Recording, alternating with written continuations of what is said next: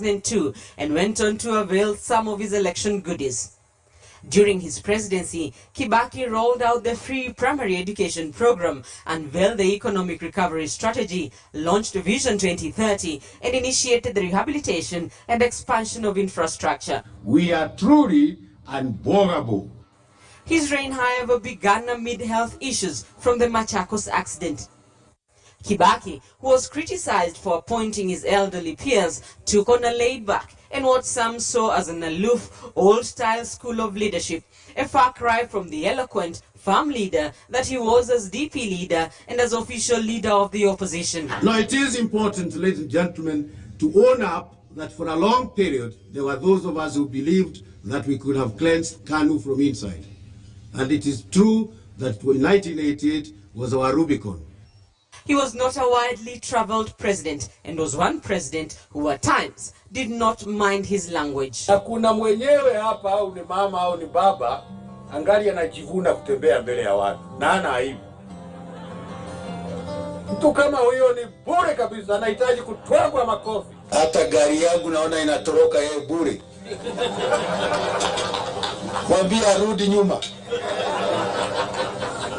Ni pumbafu kabisa. Unakuwa na maana gani duniani ikiwa wewe kazi yako ni wizi wa ng'ombe?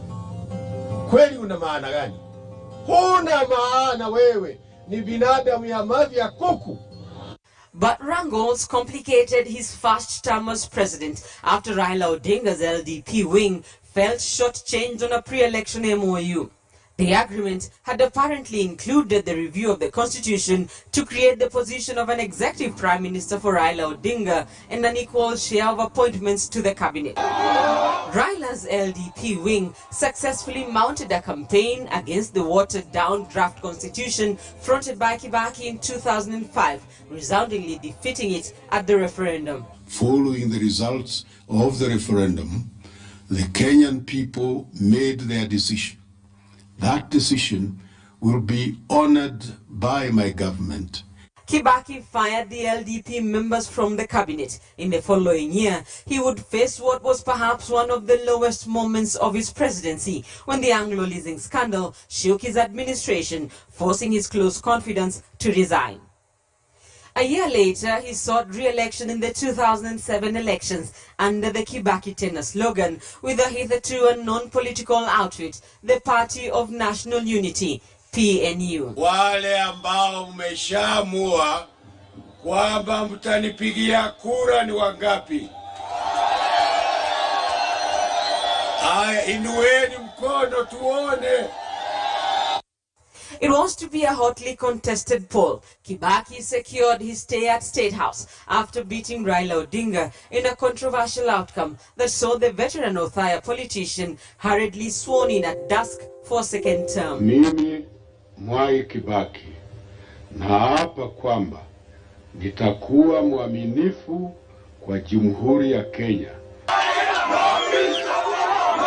The election outcome sparked post-election violence, which left at least 1,300 people dead and thousands displaced from their homes, tainting his presidency. Following the violence, peace talks saw the signing of a national accord, and Kibaki entered into an agreement with Raila Odinga, forming the Grand Coalition government with Raila as Prime Minister. The Grand Coalition was characterized by constant wrangles and power games, but to many analysts, that government achieved many feats in development and kick-started some of the key infrastructure projects that were later inherited by the Jubilee administration. We'll now waive it. 2 years after the formation of the coalition government, the new constitution was promulgated, marking one of Kibaki's greatest moments.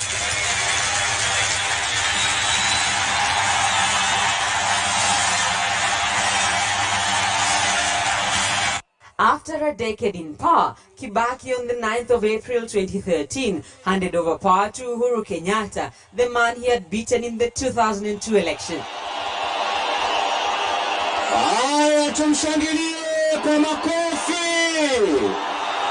Following his retirement, Kibaki kept away from the public eye, only re-emerging on occasion to champion the cause of provision of water to communities.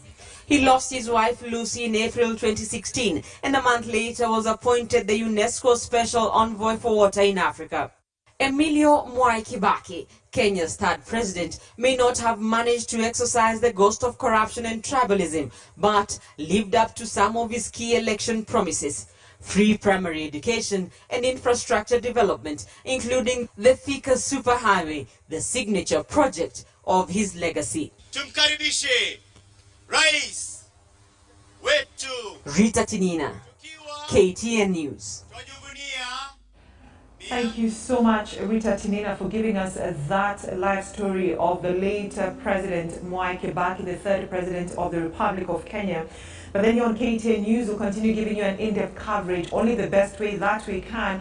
And talking about that, I'd like us to have a look at the live picture that we're getting for you from the Lee Finro home, where that Lee Finro home is under tight security from the military, as you can see. And the body of the former president already, meaning when you see the military there, it means that the body has been moved to the Lee Finro home, and the facility has been placed under tight military security, and definitely we also expect several leaders to troop there to view the body of the late Mwai Kibaki, to pay the last respect. Remember that President Uhuru Kenyatta this afternoon at around midday gave that sad news to Kenyans concerning the demise of the late President Mwai Kibaki. He said that Kibaki, as a public figure who served the country diligently with all his heart, saying that we will remember the development projects that he gave the country, talking about the free primary education, also infrastructure, and also saying that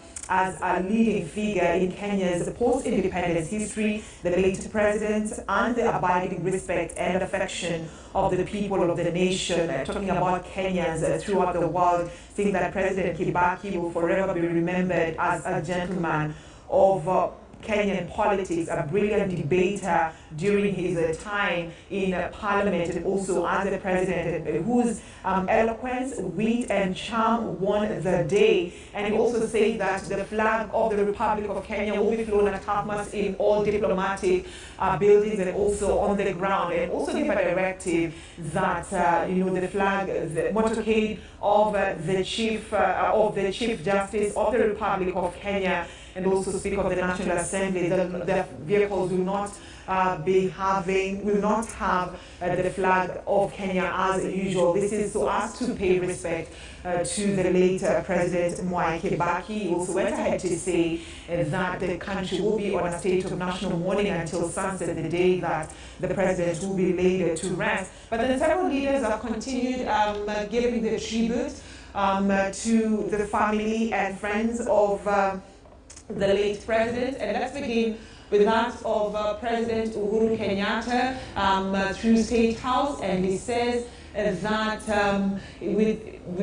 is actually sending his message of condolences to the president's family and also the entire country. But then to get a clear picture of what of some of the messages that have been sent through the social media platform, I'd just like us to have a look at the messages.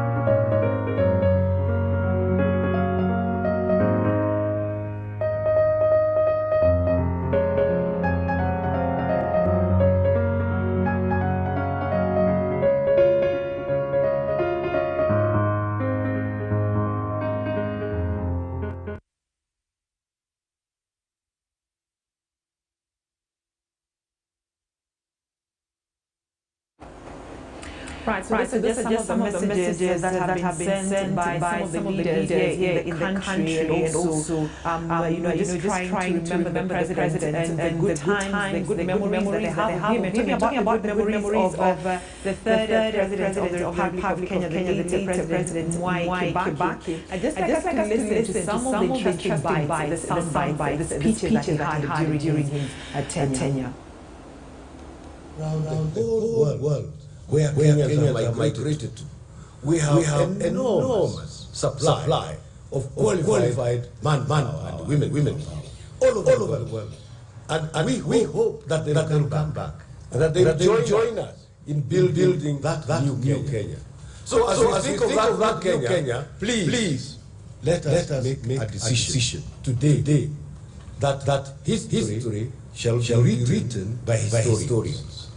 And that we don't spend a lot of valuable time wasting time arguing about who did what or who should have done what and did not do. Let us focus on things which require doing, and there are very many things require doing.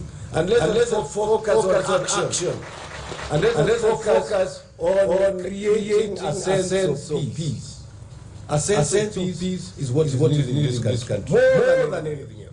More than anything else, you want Kenyans to feel that when they are at home, they have peace, they will not be attacked by anyone, and above all, that no one is going to waste their time man hunting, searching people, pestering others. No, there is no time for that. Let us promote peace.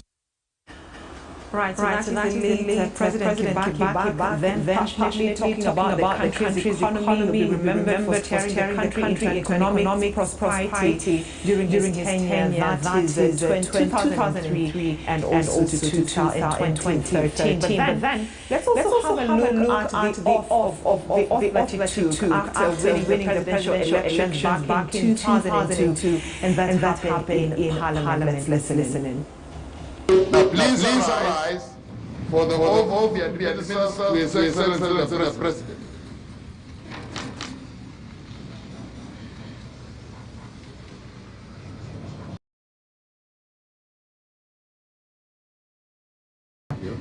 On the right hand, sir. That. Mimi Mwai Kibaki naapa kwamba itakuwa mwaminifu kwa Jamhuri ya Kenya na kuitumikia kwa moyo wangu wote, na kwamba nitahifadhi, nitailinda na kuitetea katiba ya Kenya kwa mujibu wa sheria iliyowekwa. Ewe Mwenyezi Mungu nisaidie. Congratulations.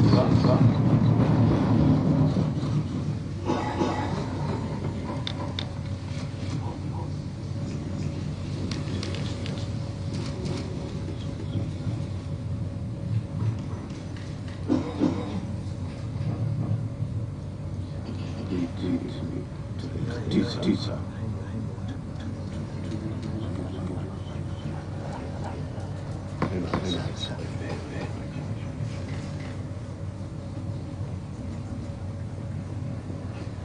As I request honorable members, please just stand forward. Then you sit down. Mr. Parpai, you come here because let me do it. Stand there.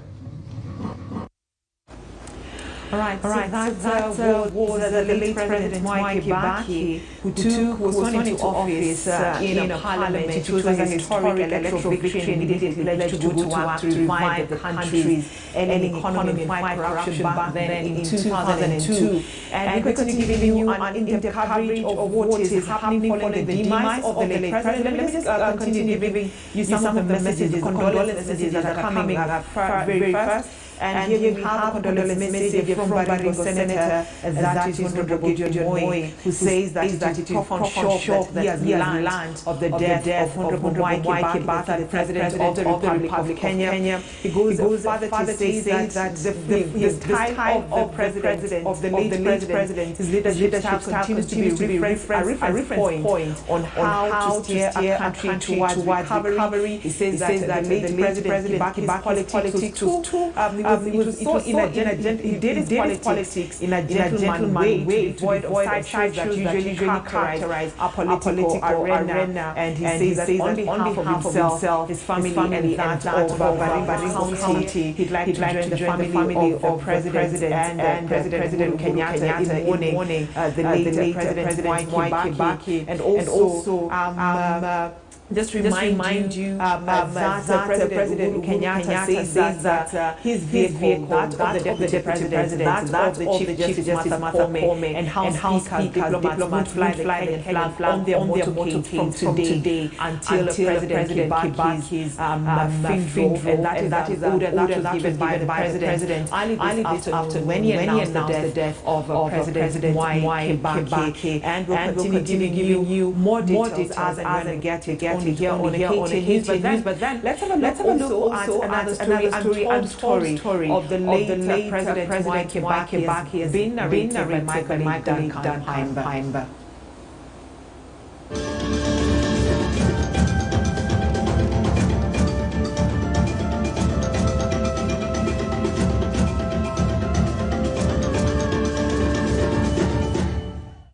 After the vote on the 27th, all eyes were on the Electoral Commission of Kenya as the country waited to see how the cookie would crumble. The political